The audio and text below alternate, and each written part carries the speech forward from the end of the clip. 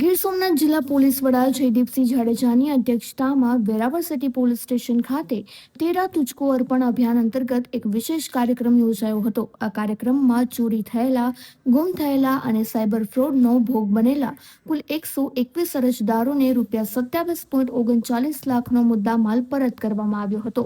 પરત કરેલી વસ્તુઓમાં ₹5.75 લાખના સોનાના દાગીના, ₹5.85 લાખ રોકડા, 50 મોબાઈલ ફોન જેની કિંમત ₹8,05,000 જેટલી, 4 મોટરસાયકલ અને સાયબર ઠગાઈના ₹4.8 લાખનો સમાવેશ થાય છે। આ ઉપરાંત 35 વિદ્યાર્થીઓના અસલ દસ્તાવેજો પણ પરત સોંપાયા હતા। કોડીનાર પોલીસે પણ ₹8 લાખનો મુદ્દામાલ પરત અપાવ્યો હતો। પોતાની કિંમતી વસ્તુઓ અને મહેનતની કમાણી પરત મળતા નાગરિકોમાં પોલીસ પ્રત્યે વિશ્વાસ અને સંતોષની લાગણી જોવા મળી હતી। સૌ જાણીએ છીએ તેમ ગુજરાત સરકાર દ્વારા માન્ય ભૂપેન્દ્રભાઈ પટેલ અને હર્ષ સંઘવી સાહેબ દ્વારા સમગ્ર રાજ્યમાં પોલીસ સ્ટેશન ખાતે જે મુદ્દામાલ આવે છે એમાં ઘણો બધો મુદ્દામાલ ખૂબ જરૂરી હોય છે અને ઘણો બધો મુદ્દામાલ ઘણી બધી કોર્ટની અને પોલીસની પ્રોસિજરમાં વર્ષોના વર્ષો સુધી પડ્યો રહેતો હોય છે। પરંતુ રાજ્ય સરકારની ખૂબ સારી પહેલ જે એક સરસ તેરા તુજકો અર્પણ એવું સરસ નામ આપવામાં આવ્યું છે કે ભાઈ જેની જે વસ્તુ હોય એને તાત્કાલિક મળી જાય તો એને ઉપયોગી થઈ શકે, એનો સારો ઉપયોગ થઈ શકે અને નકામી પોલીસ સ્ટેશનમાં પડી કોર્ટરૂમના મુદ્દામાલમાં પડી એ સડતી હોય છે, ઉપયોગ નથી થતો અને એના ઘણા બધા બીજા પરિણામો પણ આવતા હોય છે। તો આ તેરા તુજકો અર્પણ એ કાર્યક્રમ અંતર્ગત ગીર સોમનાથ જિલ્લાના વેરાવળ સિટી પોલીસ સ્ટેશનમાં ખૂબ જ સારી કામગીરી કરવામાં આવી છે।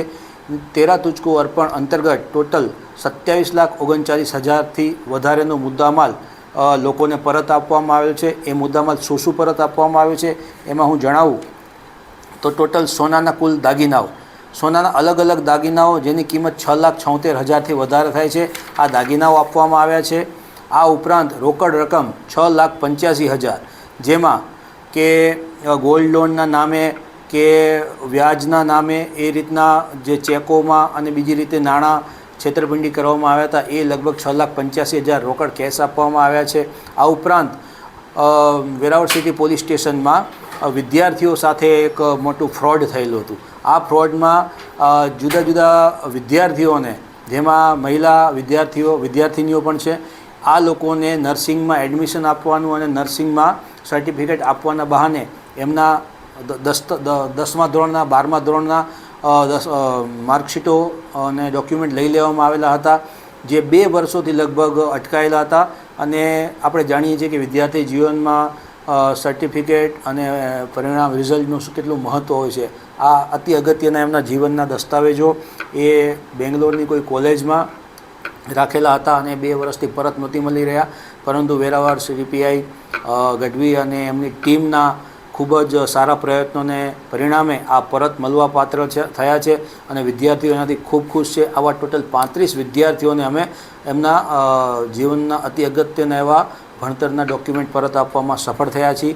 આ ઉપરાંત લગભગ જુદી જુદી કંપનીઓની 3 મોટરસાઇકલ બાઇકો જેની કિંમત ટોટલ 1,65,000 છે એ પણ અમે પરત આપી રહ્યા છીએ। આ ઉપરાંત સાયબર ફ્રોડના ભોગ બનેલા હોય એવા લગભગ ટોટલ 29 અરજદારોની 4,09,000 જેટલી રકમ પણ અમે પરત અપાવી શક્યા છીએ।